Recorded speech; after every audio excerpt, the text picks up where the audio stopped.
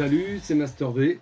Bienvenue dans ce nouveau tuto. Celui-ci portera sur la mécanique appliquée, principalement sur la statique graphique.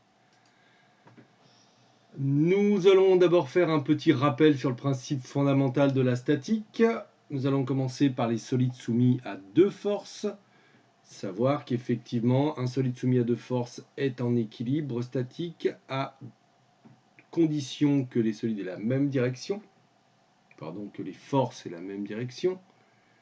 Cette direction, ce sera la droite qui passe par les deux points d'application des forces. Que ces deux forces en question aient la même intensité. C'est la valeur absolue de la force en newton. Et enfin, que les deux forces soient de sens opposé afin de générer cette notion d'équilibre. On dit aussi souvent que les deux forces sont égales et opposées. C'est un petit abus de langage, mais ça permet rapidement de comprendre de quoi on parle. Ensuite, un second cas qui va nous intéresser, c'est le cas de trois forces non parallèles. Nous verrons peut-être ultérieurement dans un autre tuto le cas de trois forces parallèles en graphique, mais la plupart du temps, ça s'étudie plutôt analytiquement. Donc, un solide soumis à trois forces extérieures non parallèles sera en équilibre statique à la condition que les trois forces aient des directions concurrentes, c'est-à-dire qu'elles se coupent en un seul et unique point, formant ce qu'on appelle un funiculaire. Le funiculaire, en fait, c'est le réseau de droites permettant la construction du triangle des forces, car l'autre condition pour que mon solide soumis à trois forces soit en équilibre, c'est que les trois forces aient une somme vectorielle nulle, c'est-à-dire qu'ils forment graphiquement un triangle fermé qu'on appelle le dynamique. Comment est-ce qu'on débute un exercice de statique, qu'il soit graphique d'ailleurs ou analytique? Le problème est le même et la méthodologie reste la même. On commence en général, si le système est composé d'un certain nombre de pièces, par ce que l'on appelle un graphe des contacts, qui est une forme de graphe des liaisons simplifiées. Donc ce graphe des contacts va nous permettre d'identifier tous les points de contact entre les divers solides et donc de définir toutes les actions qui nous intéresseront. Voilà, nous allons travailler sur un petit exemple, ici un ensemble Palan. Quand on regarde un petit peu l'analyse, la charge appliquée sur le crochet au point G qui est ici est de 6000 décanewtons. Je vous rappelle que 1 décanewton correspond à 10 newtons, ce qui nous fait donc 60 000 newtons.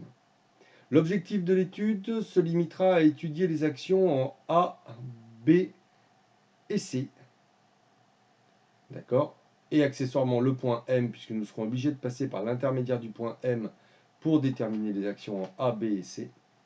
Mais ce que nous recherchons principalement, c'est A, B, C. L'étude de F et D pourra faire l'objet d'un autre tuto ou pourrait faire l'objet d'un autre exercice. C'est parti. Commençons par notre graphe des contacts. Alors, pour faire ça, je vais générer des bulles dans lesquelles je vais mettre les repères des pièces. Le mur, la colonne, le tirant, la flèche, enfin le repère 4 qui est le palan. Maintenant, je vais regarder quelles sont les liaisons qui existent entre ces divers éléments. Alors, entre le mur et la colonne, j'ai deux contacts en F et en D. Entre la colonne et le tirant 2, j'ai un contact au point C. Entre la colonne 1 et la flèche 3, j'ai un contact au point A. Entre le tirant 2 et la flèche 3, j'ai un contact au point B. Entre la flèche 3 et le palan 4, j'ai un contact au point M. Et au niveau du palan 4, j'ai le poids P qui est appliqué au niveau du point G. Voilà, j'ai fait le tour de tous les points d'application qui m'intéressent. Maintenant, je vais pouvoir passer à l'analyse de mon étude pour voir un petit peu comment ça fonctionne. Alors, quand on démarre, on commence généralement par les solides soumis à deux forces, en privilégiant ceux où l'on connaît quelque chose. Ensuite, on passe au solide à 3 forces, et plus ensuite en fonction du type d'exercice.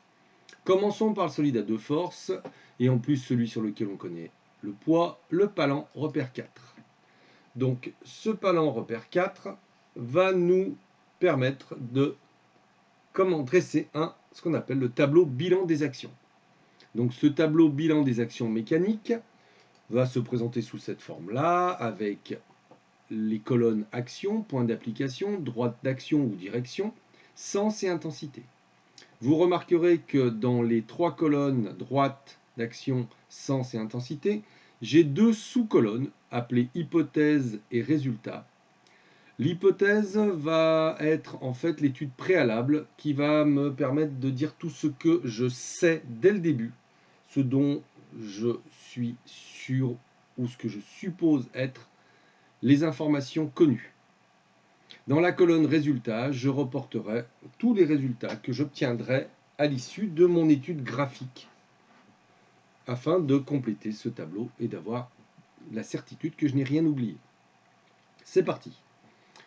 On commence par les points d'application. Quand je regarde mon graphe, j'ai une action en G et une action en M. Donc je place mon point G et mon point M. Maintenant, je vais nommer mes actions. L'action au point G, c'est le poids P, il est déjà nommé. Je n'ai pas de raison de le renommer. L'action en M est une action qui est de 3 sur 4, c'est-à-dire c'est le solide 3 extérieur qui agit sur le solide 4 qui est mon solide isolé. Je vais donc la nommer M de 3 sur 4. Ensuite, passons aux hypothèses sur le poids. Alors, mon poids, ce n'est pas une hypothèse. Un poids, il est obligatoirement vertical. Donc ici, collinéaire à l'axe Y que vous voyez ici. Donc la colonne résultat n'a pas d'intérêt. Le sens, c'est un poids, il est toujours attiré vers le sol, donc s'il est vers le bas en Y-, à l'opposé du Y+, défini par la flèche ici. Et enfin, l'intensité, elle est connue, donnée dans l'énoncé, 60 000 newtons. Maintenant, l'action M de 3 sur 4, à la base, on ne sait strictement rien sur elle. Cependant, on est dans le cas d'un solide soumis à 2 forces, donc les 2 forces sont égales et opposées. M de 3 sur 4 est égal à moins P. Donc, collinéarité de mes 2 vecteurs, donc mes 2 forces sont verticales. Puisque j'ai M égale moins P, P étant négatif, M sera positif, vers le haut. Et enfin, égalité des intensités, donc M, 60 000 newtons. Voilà pour ce qui est de la partie concernant le palan repère 4. Nous allons maintenant passer à l'étude suivante, c'est-à-dire le tirant repère 2.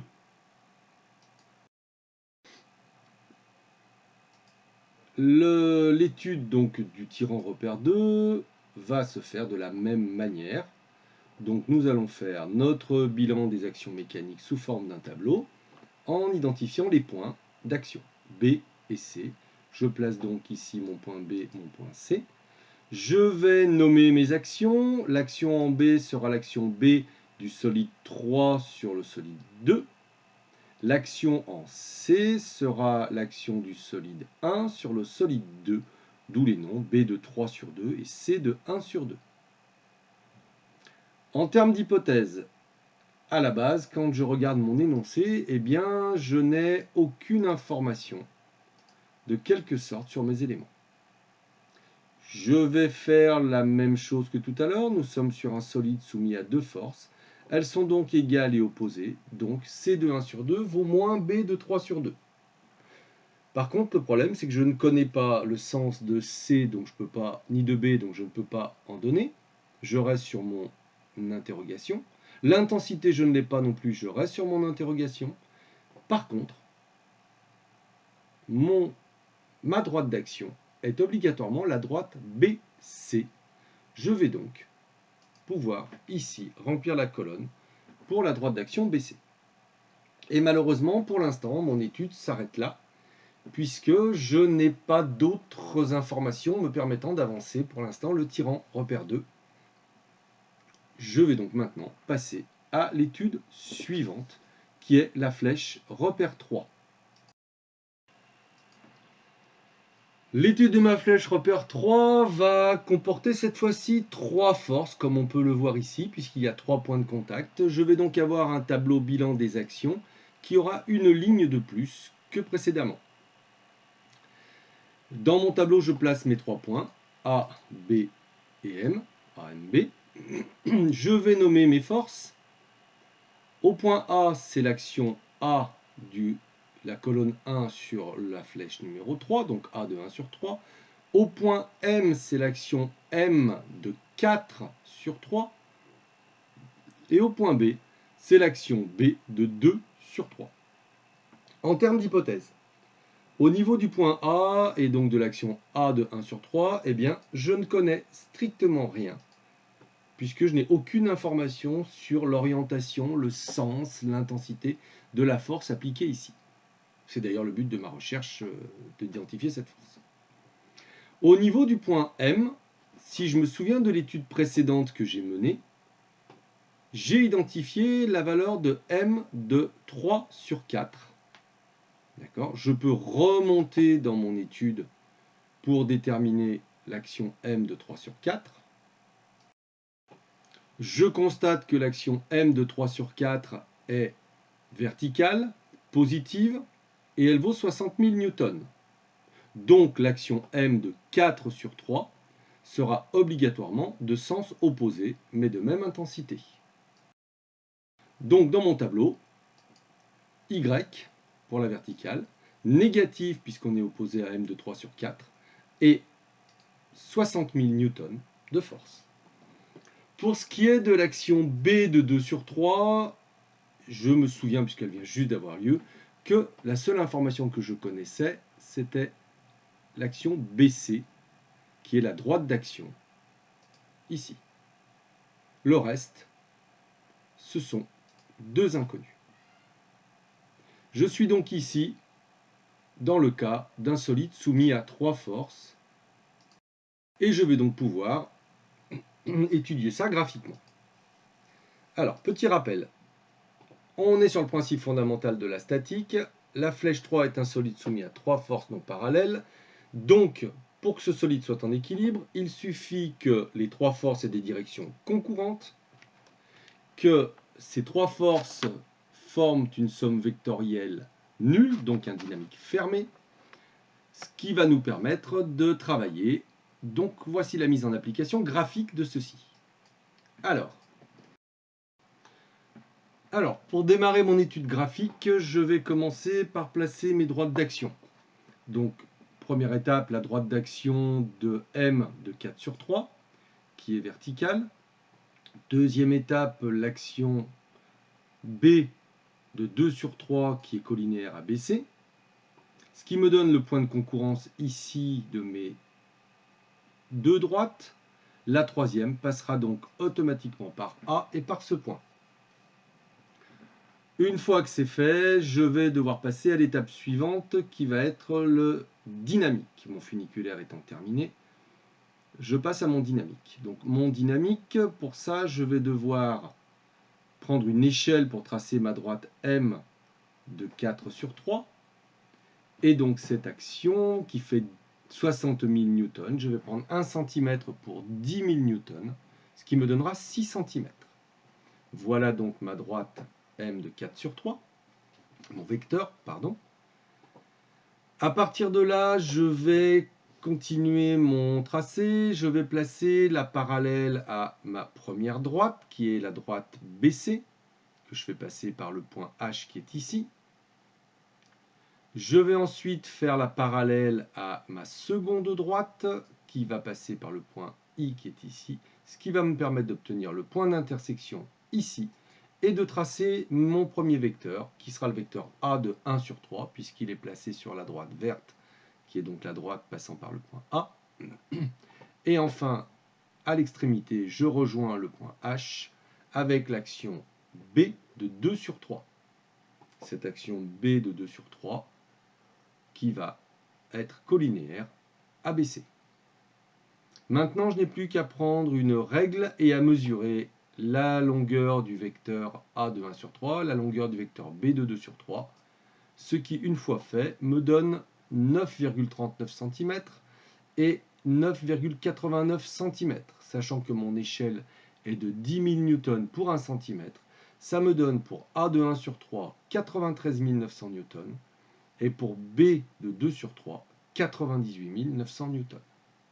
Je n'ai plus qu'à reporter ça dans mon tableau bilan.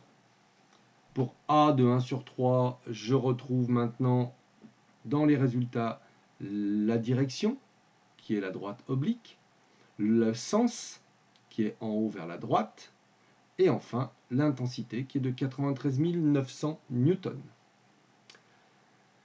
Pour M de 4 sur 3, je connaissais déjà tout, donc je n'ai rien à modifier. Pour B de 2 sur 3, je vais pouvoir compléter. Je ne connaissais que BC. Maintenant, je sais la direction, pardon, le sens, la direction que je la connaissais, je sais le sens, qui est en haut à gauche, et l'intensité, qui est de 98 900.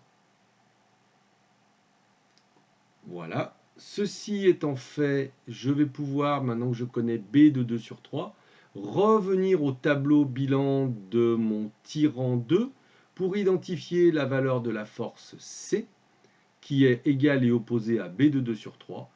Donc BC pour B de 3 sur 2 va être vers le bas, 98 900, et C de 1 sur 2 sera dirigé vers le haut avec 98 900. Voilà, nous venons d'identifier l'intégralité des forces demandées, l'action en A, l'action en B, l'action en C. Ceci peut nous permettre de vérifier effectivement, en utilisant par exemple la résistance des matériaux, si la dimension des axes est bien faite, si on l'a bien choisi, la matière des axes, si on a bien choisi les dimensions du tirant 2, son diamètre, son matériau, enfin voilà. Donc ceci conclut cette petite méthodologie. Tous les exercices à force non parallèle, à 3 forces non parallèles, se retrouvent à peu près sous la même forme. Il suffit d'appliquer la même méthodologie et vous obtiendrez toujours des résultats du même type.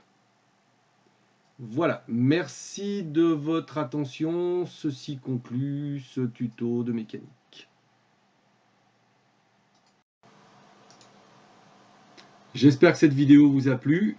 Si c'est le cas, n'hésitez pas à mettre un like et à partager.